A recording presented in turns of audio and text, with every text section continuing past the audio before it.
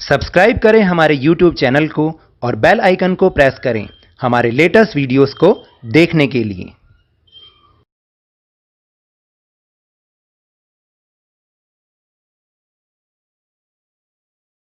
Hello and welcome to Lovneesh sir की class.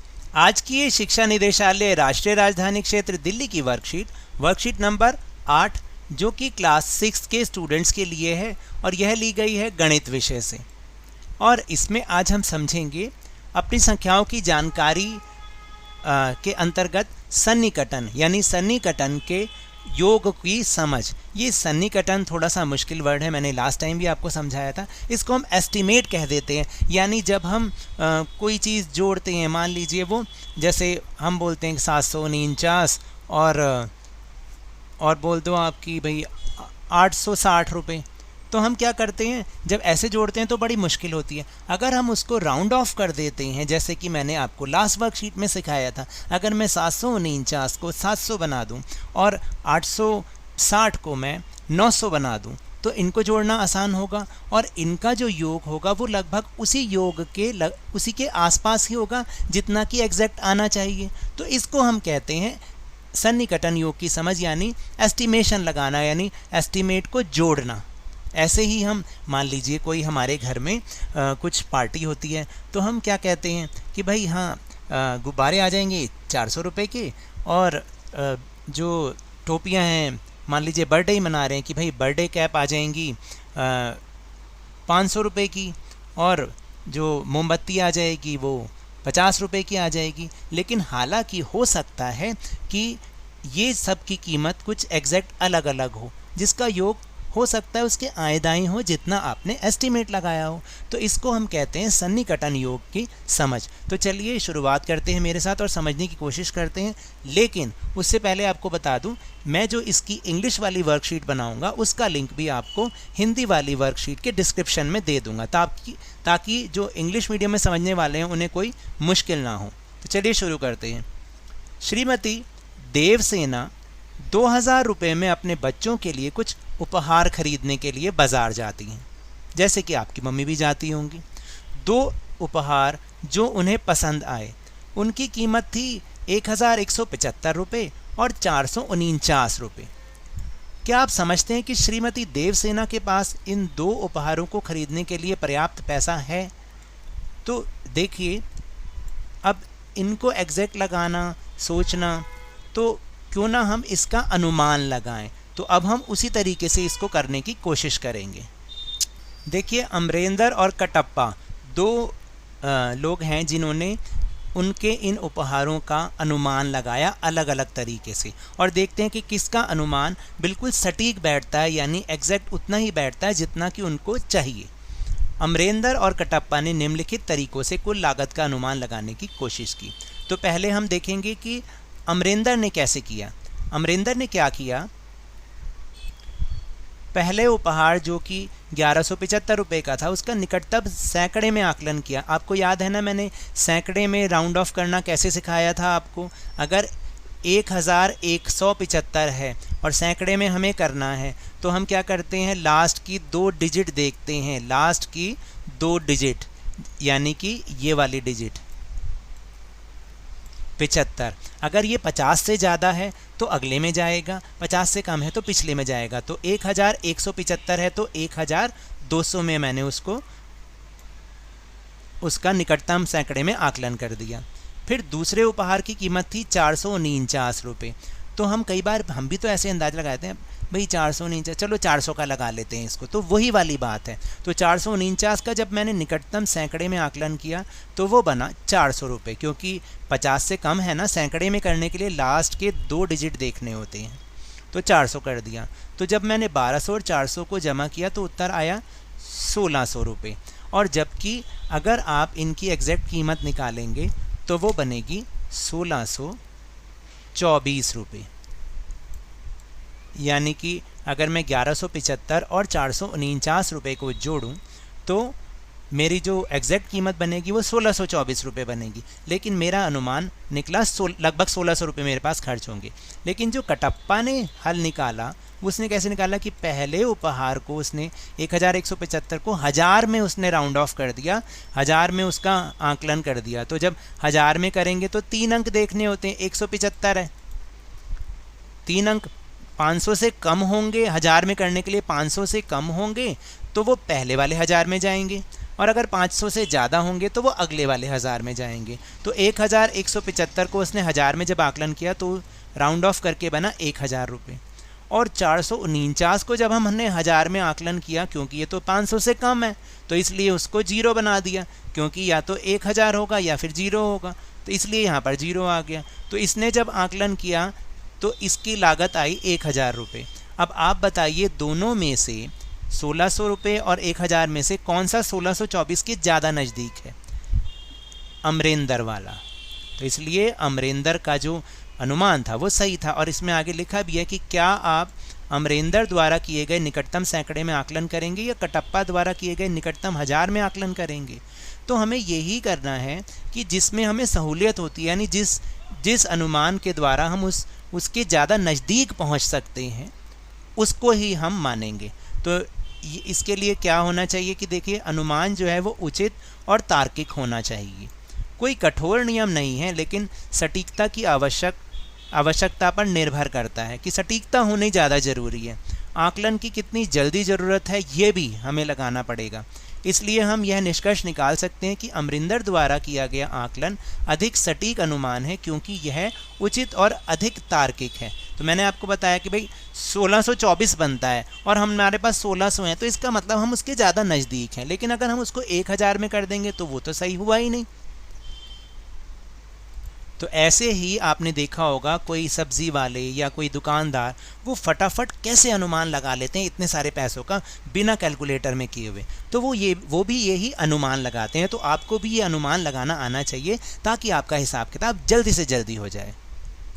अब जैसे हम अपना अगला टॉपिक देखते हैं कि योग का अनुमान लगाना। तो इसमें कोई हार्ड एंड फास्ट रूल नहीं है कि आपको 1000 में ही उसको राउंड ऑफ करना है या 100 में करना है। आपको जिसमें आसानी होती है और जो अनुमान आपका उसके ज़्यादा नज़दीक पहुंच पाता है वही सही है। जैसे पहला प्रश्न है कि अनुमान लगाइए 8891 जमा 4201। तो अब हम जब इनको निकटतम 1000 में आकलन करके देखते हैं तो 18891 का जो निकटतम आकलन होगा, देखिए 1000 में करने के लिए पीछे के 3 अंक देखते हैं। अगर 500 से ज़्यादा है तो वो 19000 हो जाएगा और 500 से कम होता तो वो 18000 रहता। इसलिए 18891 का हो गया 19000 और 4201 का निकटतम आकलन हो गया 4000, क्योंकि ये 3 अंक 500 से कम है इसलिए वो 4000 हो गया। और जब मैंने इसको दोनों को जोड़ा 19000 और 4000 को तो उत्तर आया 23000। जबकि जो अगर मैं इनको एग्जैक्टली जोड़ूं 18891 और 4201 को जोड़ूंगा तो ये आएगा लगभग 23092 रुपये। 23092 रुपये।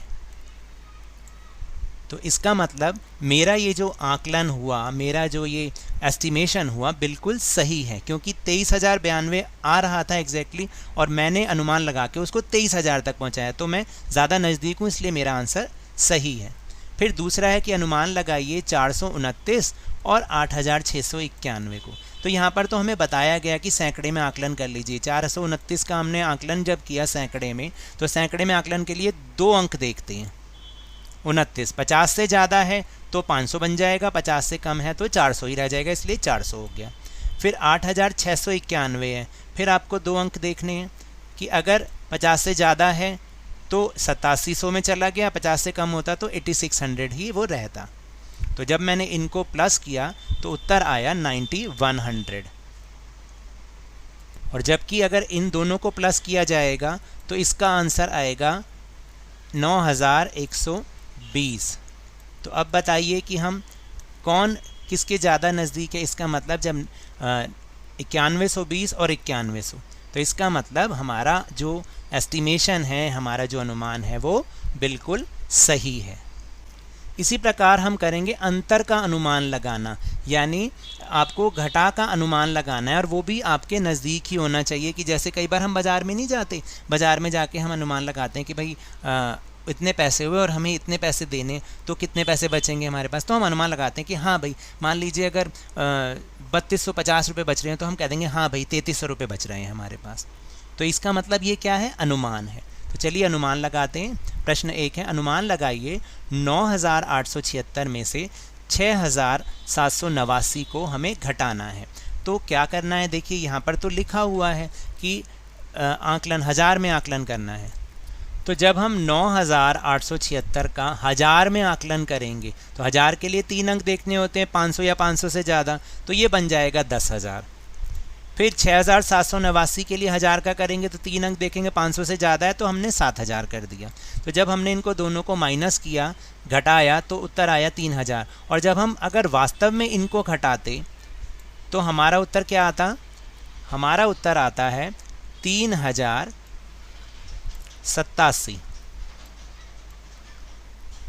तो इसका मतलब जो अनुमानित अंतर है वो हमारा बिल्कुल सही है। इसके बाद दूसरा प्रश्न है कि अनुमान लगाइए 90,476 में से 10,241 रुपये आपको घटाने हैं। तो इसका हमें सैकड़े में आकलन करना है। तो सैकड़े में आकलन करने के लिए आपने क्या किया, सैकड़े में करने के लिए हमेशा 2 अंक देखते हैं, पीछे के 2 अंक देखते हैं, 50 या 50 से ज़्यादा। तो 90,476 को अगर मैंने सैकड़े में इसका आकलन किया तो ये बन गया 90,500 रुपये, बिल्कुल सही। फिर 10,241 में मुझे पीछे के अंक देखने, क्योंकि 41 है, 50 से कम है, तो मैंने इसको 2,200 में राउंड ऑफ कर दिया। तो जब मैंने इन दोनों को घटाया तो इसका उत्तर आया 80,300। और अगर मैं वास्तविक में इन दोनों को घटा के देखूं तो मेरा उत्तर आता है 80,235। तो देखिए इसका मतलब क्या हुआ कि हमारा ये जो आकलन है बिल्कुल सटीक बैठा है, क्योंकि ये 80,300 इसके बहुत ज़्यादा नज़दीक है। तो इस तरीके से आपको अब जो प्रश्न आ रहे हैं उनको भी इसी तरीके से करना है। अनुमानित योग ज्ञात करना है और अनुमानित अंतर ज्ञात करना है। तो कोई हार्ड एंड फास्ट रूल नहीं है, आपको जहाँ पर भी इजी लगता है आप उसको उसी में ही आप उसको राउंड ऑफ कर दें और उसको जमा या घटा करें। तो जैसे कि पहला प्रश्न है कि अनुमानित योग ज्ञात कीजिए। पहला प्रश्न है कि 841 और 181। तो देखिए मैंने तो इनको सबको सैकड़े में ही इनको राउंड ऑफ कर दिया है, सैकड़े में इनका आकलन कर दिया है। मैंने इसको सैकड़े में कर दिया, 1000 में ना करके सैकड़े में कर दिया, जिससे मुझे बहुत आसानी हुई और मेरा एस्टिमेशन उसके नज़दीक पहुंच गया है। तो देखिए जैसे कि मैंने इसको सैकड़े में आकलन कर दिया, तो 841 को जब मैंने सैकड़े में किया तो मुझे पीछे के 2 अंक देखने, 50 से ज़्यादा होगा तो वो 900 बन जाएगा, 50 से कम होगा तो 800 रह जाएगा, 800। फिर ऐसे ही 181 है, 50 से ज़्यादा है, 181 जो 50 से ज़्यादा है, इसलिए मैंने उसको 100 से 200 में बदल दिया। तो 800 और 200 बन गए 1000। जबकि मैं अगर इन दोनों को जमा करता तो मेरा उत्तर आता 1022। तो इसका मतलब मेरा एस्टिमेशन जो है इसके नज़दीक है, तो इसका मतलब ये सही है। क्योंकि अगर मैं इसको 1000 में कर दूं तो ये तो बन जाएगा 1000 और ये बन जाएगा 0, तब भी थोड़ा सा इस मामले में सही हो सकता है, लेकिन यही तरीका सही है। फिर दूसरा है, जैसे मान लीजिए 2400, 2400 और 6891। तो मैंने इसमें भी उसको सैकड़े में ही किया है, तो 2400 को तो 2400 ही रहने दिया, लेकिन 6891 जब सैकड़े में करूँगा तो 6891 का 6900 मैंने बना दिया। जब मैंने इनको जोड़ा तो मेरा उत्तर आया 9300 रुपये। लेकिन अगर मैं इनको वास्तविकता में जोड़ता तो उत्तर आ रहा था ये वाला 9291। तो इसका मतलब मेरा जो अनुमानित योग है वो बिल्कुल सही है।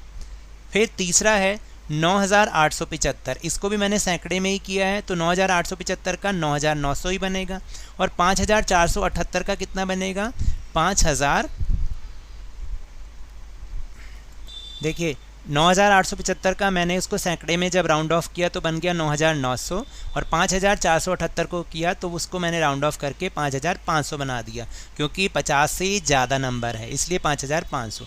तो कुल योग आया 15400। जबकि मैं इनको जोड़ के देखता तो मेरा उत्तर आता ये वाला इसका मतलब मेरा अनुमानित योग बिल्कुल सही है। इसी तरीके से हमें अनुमानित अंतर ज्ञात करना है। तो जैसे इसको भी हमने सैकड़े में ही करना है, सैकड़े में ही आप राउंड ऑफ करेंगे तो आपका उत्तर ज़्यादा नज़दीक आएगा। सैकड़े में 8,299 को हमने किया, जब सैकड़े में किया तो 8,300 वो बन गया। 5,000 का 5,000 ही रहेगा क्योंकि इसमें कोई चेंज नहीं आएगा। मैंने 8,300 में से 5,000 को घटाया तो उत्तर आया 3,300। और जबकि अगर हम एग्जैक्टली इसको घटाते तो उत्तर आ रहा था ये वाला। तो इसका मतलब हमारा अनुमान बिल्कुल सही है। फिर है 9,999। इसको तो जब हम करेंगे सैकड़े में भी करेंगे तो उत्तर आएगा 10,000। और 5,421 का बन जाएगा 5,400, क्योंकि 50 से ये कम है ये नंबर, इसलिए 5,400। तो जब मैंने इसको घटाया तो उत्तर आया 4,600, जबकि हम इसको एग्जैक्टली घटाते तो उत्तर आ रहा था 4,578। इसका मतलब हमारा ये आकलन बिल्कुल सही है। फिर 2,541 को हमने जब किया राउंड ऑफ किया तो वो बना 2500, 2,500। इसको भी हमने सैकड़े में करना है। और 524 का बनेगा 500, क्योंकि अगर 550 होता तो हम 600 कर देते। तो जब मैंने इसको किया तो उत्तर आया 2,000। और जबकि अगर हम इसको एग्जैक्टली माइनस करते तो उत्तर आता ये वाला। तो इसका मतलब हमारा ये उत्तर बिल्कुल सही है। तो मुझे उम्मीद है कि आपको समझ में आया होगा कि किस तरीके से हम राउंड ऑफ करते हैं, क्योंकि ये हम अक्सर चीज़ें जब बाज़ार जाते समय बाज़ार में हम अनुमान लगाते हैं तो इसी तरीके से लगाते हैं। तो ये तो थी आज की वर्कशीट। अगर मेरे इस तरह समझाने से आपको थोड़ा सा भी समझ में आया हो तो इस चैनल को ज़्यादा से ज़्यादा सब्सक्राइब कीजिए, लाइक कीजिए और बहुत ज़्यादा शेयर कीजिए। और हाँ, मेरे साथ इसी तरह वर्कशीट को समझते रहिए, लेकिन ध्यान और मन लगाकर ज़रूर पढ़ते रहिए। और कोविड से बचने के लिए मास्क ज़रूर पहनिए। धन्यवाद।